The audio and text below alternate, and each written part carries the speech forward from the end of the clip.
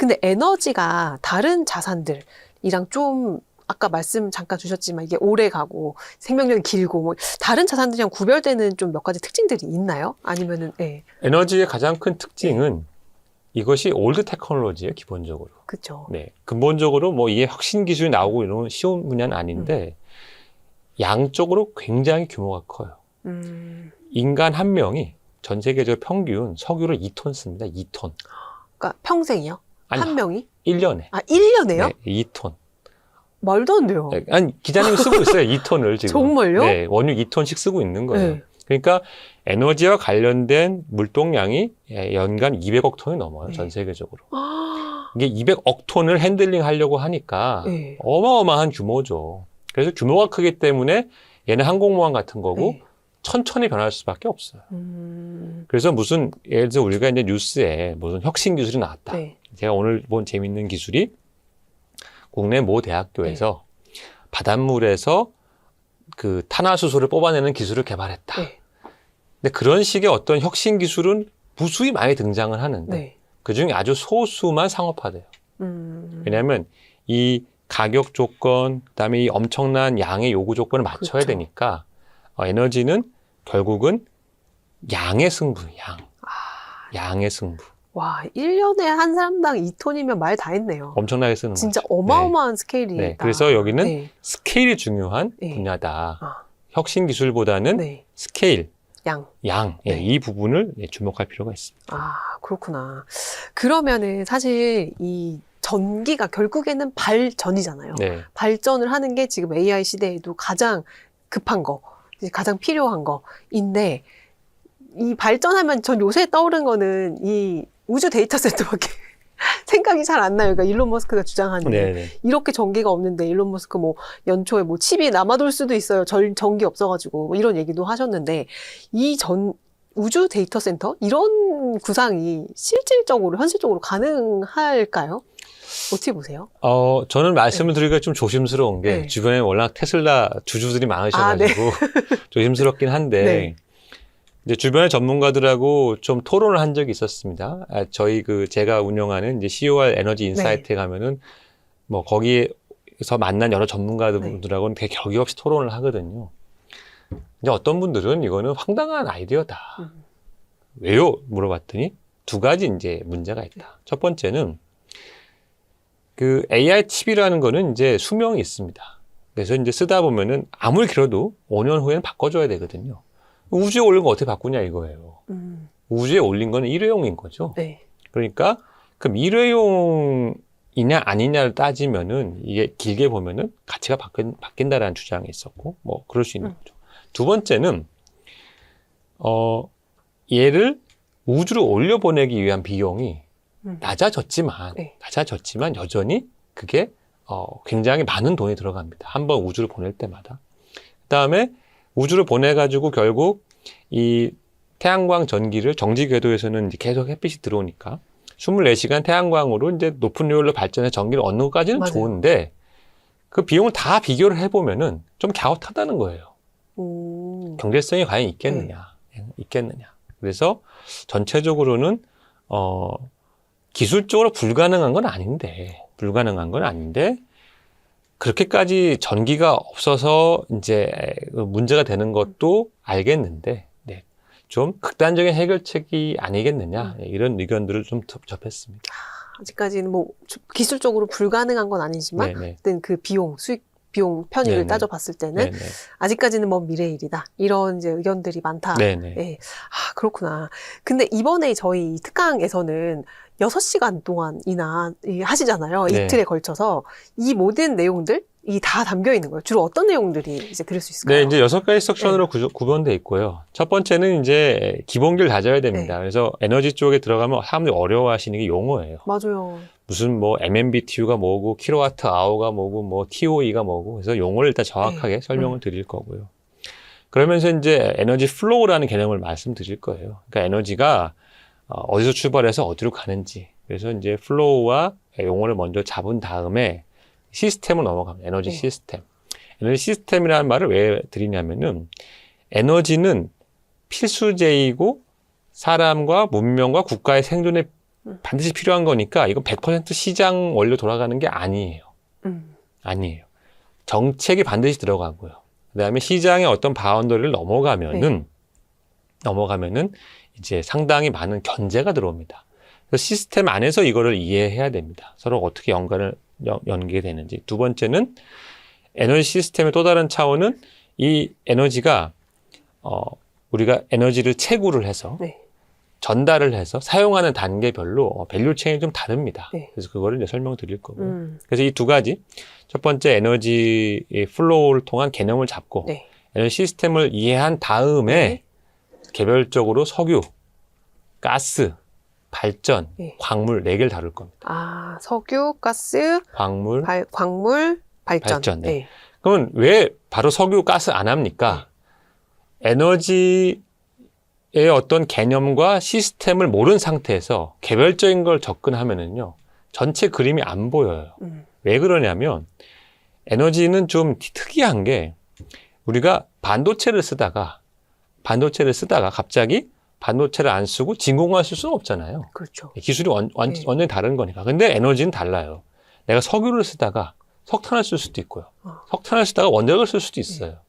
왜냐하면 각각의 에너지원의 최종 결과물과 원하는 것은 사람의 효용인데 전달하는 경로가 되게 다양하고요. 서로 호환되기도 하거든요. 그러니까 이 전체 그림을 모르면 예를 들어서 호르무즈 해협에 석유가 막혔을 때 석탄 회사 주가가 올라갈 거다, 내려갈 거다, 이견이 발생합니다. 그러면 이제 첫 번째는 아니 호르무즈에서 석탄이 나오는 것도 아닌데 그렇죠. 무슨 상관이냐 이럴 수 있죠. 상관이 있어요. 왜냐하면 어떤 나라는 그동안 석유를 발전을 했는데 석유가 안 들어오면 대체제를 찾죠. 대체제가 석탄일 수 있으니까. 그래서 이 에너지에서는 대체의 개념, 그다음에 서로 상호 경쟁하는 개념 이런 것들을 충분히 파악을 해야만 어떤 뉴스가 나왔을 때 영향을 예상하고 의사결정할 수 있다. 네. 그래서 시스템 개념이 중요합니다. 그러니까 굳이 말하자면 소위 그 총론을 알고 그다음에 강론을 알아야 하는 것처럼 이 하나가 다 연결이 돼 있는 거네요. 네, 이 에너지 발전의 단계에서. 네네. 그러니까 결국에는 인간의 효용을 높이기 위한 발전을 하기 위한 다양한 그렇죠. 일들이니까 에너지 어려워요. 에너지 듣기만 해도 어려운데 근데 사실 에너지 투자라고 하면은 저는 딱 그냥 떠오르는 거는 원유 선물 이런 거거든요. 근데 원유 가격은 사실 이게 없잖아요. 그 예측 가능하지 않다고 해야 되나? 근데 이거를 투자의 측면에서 어떤 식으로 우리가 아이디어를 얻을 수 있는 거예요, 그러면? 그런 이제 커머디티 투자는 저는 전혀 권하지 않습니다. 아, 그래요? 네. 에너지가 생산된 현물은 말씀하신 대로 변수가 너무 많고요. 제가 이제 강의 때 차트를 보여드릴 건데 차트를 보면은 아무런 목적성도 패턴도 없고요.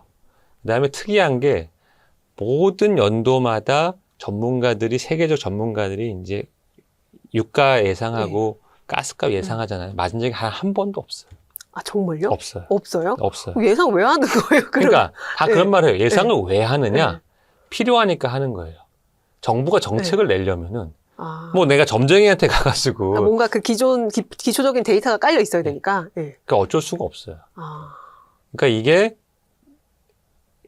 예를 들어 우리가 물을 갖고 이렇게 국제적으로 거래를 해서 물을 사야 되는 상황이 되잖아요. 그러면 이거 완전히 또 다른 세상이 될 건데 필수제라는 게 그만큼 무서워요. 필수제는 가격 변동에 너무 예민하고요. 근데 여기다가 금융화가 되다 보니까 이제 선물 투자나 투기 투자가 많이 붙어서 지금은 사실 실제적으로 거래되는 에너지보다 선물 시장 규모가 20배, 30배, 50배 더 큽니다. 그쵸. 맞아요. 그러니까 예를 들어서 뭐 호르무즈 해협이 열렸다라는 뉴스 듣고 갑자기 유가가 15% 폭락을 해요. 근데 그게 열렸다라는 뉴스 듣고 배가 갑자기 막 쏟아져 나온 게 아니에요. 그렇죠. 실물에서는 큰 실물에서는 사실 아무 변화가 없었어요. 왜냐하면 그 뉴스는 내가 열거다였거든요. 열거다. 열거다 하고 16배가 막 왔다 갔다 하는 건 다른 건데 실물에서는 아무 영향이 없었는데 선물 가격 막 폭락했다 올라갔다 막 이러잖아요. 그러니까 더 어려워졌어요. 예측이. 그러니까 이 에너지가 이 금융이랑 붙어서 선물 시장이 어마어마하게 커져버리니까 더 가격 예측이 어려워졌다. 이렇게. 거기다 선물에 옵션에 뭐 각종 희한한 파생 상품에 거기다가 이제 이 포트폴리오 투자를 하니까 우리가 얼마를 투자하면 의무적으로 거기에 투자하는 게 할당이 되지 않습니까? 그렇죠. 돈이 계속 들어와요. 에너지 쪽에. 에너지 실제 커머디티 투자에. 그러니까 돈은 계속 들어오고 거래되는 자원은 한정적이니까 점점점 금융화가 커져가지고 요즘 무슨 말이 나오냐면 금융화가 이제 머리라는 거예요. 실제 니즈, 디맨드나 서플라이가 머리가 아니고 금융이 머리고 이게 꼴이다. 아예 주객이 전도됐다. 네. 그런 말도 나와요. 그래서 저는 절대 그 분야는 투자를 권하지 않습니다. 이게 이 커머디티와 에너지는 또 완전히 다르게 그러니까 봐야 저는 거예요. 엄밀히 얘기하면 에너지 인프라, 네. 에너지 인프라. 네트워크, 네. 에너지 기술, 에너지 회사 여기에 투자를 하라는 거지 에너지 커머디티에는 쳐다도 보지 말라. 그럼 금도 마찬가지겠네요. 금, 은 이런 것도. 그러니까 금은은 금은도 당연히 이제 뭐 그거는 에너지와 은은 좀 관련이 있는데 금은 관련이 없고요. 이제 소위 말하는 광물 자원 쪽에서는 주로 그런 쪽은 아니고 이제 광물 자원도 똑같이 광물 자원을 생산하는 회사, 광물 자원을 활용해서 뭘 하는 기업, 뭐 인프라, 광산 이런 걸 얘기하는 거지. 그 자원 자체는 저는 보지도 말라. 큰일 난다. 이해가 됐습니다. 이 6시간 이번에 이제 에너지 투자 200% 파헤치기 시간 6시간 동안에는 이제 에너지 인프라, 에너지 네트워크, 앞으로 이제 에너지의 패러다임이 바뀌는 이 변화 속에서 우리가 어디에 투자의 기회를 찾을 수 있는지 이런 것들에 대한 아이디어를 주신다. 이렇게 이해를 하면 되겠죠. 여러분 고정 댓글 참고해 주세요. 너무너무 기대되는 강의네요. 그렇다면 사실 제가 얼마 전에 왜 그런 뉴스도 있었잖아요. 하이퍼스케일러들이 데이터 센터를 너무 많이 지으니까 이제 특정 미국 동네 전기 요금이 너무 많이 올라가지고 막 트럼프 대통령이 주민들이 막 반발을 하니 트럼프 대통령이 이제 빅테크들한테 니들이 내 이렇게 해갖고 우리가 낼게요. 약간 이런 사건들도 있었잖아요. 그러니까 결국에는 종국적으로 이 주민들이 내는 전기세도 올라갈 수밖에 없는 구조 아니에요? 그렇죠. 그러니까 이제 전기 요금은 뭐 그 전기 요금을 결정하는 공식도 여러 가지가 있고 이제 규제 방법이 다양한데 결국은 전기 공급이 제한적인데 기존에 예를 들어서 전기를 요만큼 쓰다가 이만큼 쓰는 애가 들어온다는 거예요. 그 동네에. 근데 공급은 한정돼 있으면 가격이 올라갈 수밖에 없습니다. 그쵸. 그래서 시장 원리를 적용하면은 데이터 센터가 우리는 뭐 킬로와트 아워당 우리나라 전기가 한 200원 정도 하는데요. 소매 요금 기준으로. 우린 급하니까 300원 낼게요. 전기 다 놔주세요. 이렇게 하면 안 되는 거예요. 왜냐하면 나머지 사람들은 갑자기 하루아침에 내가 200원 내다가 300원 내라는 꼴이 되잖아요. 그건 정치적으로 받아들일 수가 없는 거니까 시장 원리로 생각하면은 전기 공급하는 회사 입장에서는 좀 속이 타는 거죠. 내가 저거 50% 더 많이 돈을 벌 수 있는 기회인데 기회가 사라질 수 있는 거예요. 그래서 이게 에너지가 시스템이고 규제를 알아야 되고 정책을 알아야 돼요. 그러네요. 그냥 데이터 센터가 많이 오니까 전기요금 올라가가지고 유틸리티가 돈 많이 벌겠지? 천만에. 전혀 그렇지 않아요. 그래서 에너지는 필수제이기 때문에 반공공재이기 때문에 그러한 제약을 이해해야 됩니다. 아까 말씀 주셨던 에너지가 필수제라서 이제 단순히 시장 원리로만 굴러가지는 않기 때문에 우리가 시스템을 알아야 된다. 그리고 이 에너지 전환은 필수적으로 일어나는 일이니 그 투자금을 초기 투자금을 땡기기 위해서 여기에서 이제 투자의 기회가 많아질 거니 우리가 에너지 투자를 공부해야 된다라는 그 플로우가 이해가 되네요. 이게 정말 연금 투자가 맞네요. 그렇습니다. 그러면은 저희가 이제 쭉 너무 많은 이야기를 하면은 또 강의에 또 할 얘기가 또 줄어드니까 이제 내용은 여기까지 하도록 하고 마지막으로 저희 이제 구독자분들께 또 영상을 보시는 분들께 이제 이 강의를 보면은 이런 걸 얻어가실 수 있겠다라고 하시는 것만 또 마지막으로 한 말씀 주시면 뭐 다 말씀하셨지만 주시면은 좋을 것 같아요. 저는 이제 국내에서 일어나는 많은 산업과 투자에서 에너지를 이해하면은 좀 더 그것이 풍성해질 수 있습니다. 예를 들어서 조선주. 많은 분들이 조선주 하면서 LNG 선 발주가 언제 되냐 하시잖아요. 맞아요. 근데 그건 조선회사가 결정하는 게 아니고 위에 LNG 산업에서 LNG 회사 오일 메이저 결정하는 거거든요.